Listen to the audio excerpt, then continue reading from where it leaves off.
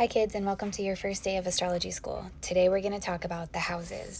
The houses of astrology are basically like the categories of life in somebody's astrology chart, and each house represents a different portion of life.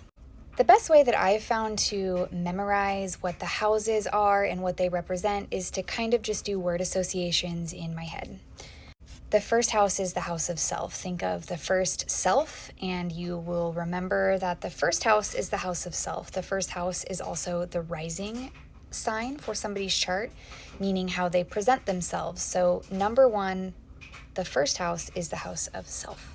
And if you want to go a little bit deeper into memorization, each of the signs are associated with each house. They have a house ruler.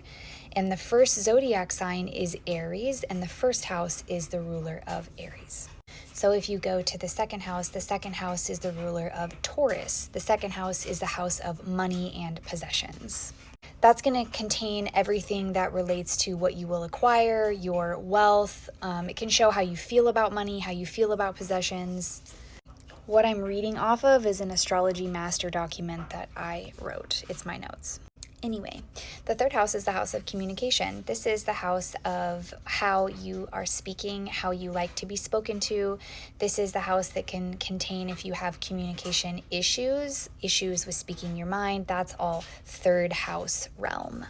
The sign associated with the third house is Gemini. If you think about the qualities of Gemini, very fun, bubbly, communicative, that is very third house. The fourth house is associated with the sign of Cancer, and the fourth house is all about your home, what takes place in your home. Childhood traumas can be found in the fourth house. Some ancestry about home can be found in the fourth house. This house can also rule over some of the closing years of your life for security, because the fourth house is really all about that home secure feeling. The fifth house is the house of Leo. The fifth house domain is everything over expression and also the house of children. Although the fourth house rules home, the fifth house rules children, creativity, and anything associated to having children, or if you have a job with children, that would be very much seen in your fifth house. The sixth house is the domain of Virgo, and the sixth house is about caretaking. So this is the house of service, where you'll be of service in your life. This house is also the house of health. In older days, this was the house of superiors and servants, but in more modern days, this is the house of the relationship at work with your employees or you as an employee.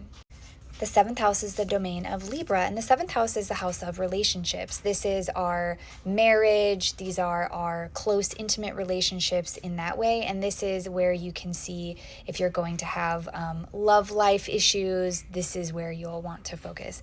And oddly enough, the seventh house is opposite of the first house, so they are opposites in the zodiac.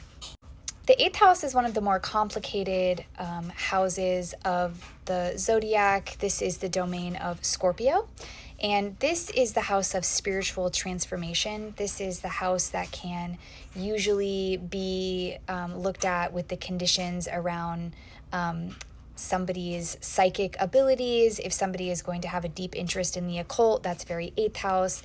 It's what are you looking at as far as your spiritual exploration. The ninth house is the house of Sagittarius. This is the house of the higher mind. So this is whatever you're going to do to expand yourself mentally, higher education, philosophy, any profound studies, long journeys. The ninth house also rules over your public expression of ideas. So this is also the house of literary efforts and publishing. The 10th house is the domain of Capricorn. So the 10th house is the house of work. This is the house of ambition, aspiration, attainment, power, position, and honors that you'll receive in your life can all be seen in the 10th house. And the 10th house has a great influence on material successes in life. The 11th house is the place of Aquarius, and this is the place of hopes and friends and wishes. This is where your organizational groups, clubs, societies, that's where all of this is going to be found, is in your 11th house. The 11th house is also a good house to look at how you interact with other people as well, the house of working together. It can also be called the house of idealism and vision. Those Aquarius qualities are very much found in the 11th house. And we come to our 12th house, the domain of Pisces. The 12th house is another one of the mystical houses in the zodiac. This is the house of undoing. This is the house that governs disappointments, accidents, troubles, self-defeat. It rules all the unforeseen forces in life, secret enemies, escapism. This can also be referred to as the house of spiritual debt. The houses were one of the first aspects of astrology that I really focused on were the houses and the signs. And those were the two things that I studied the most when I first started studying astrology.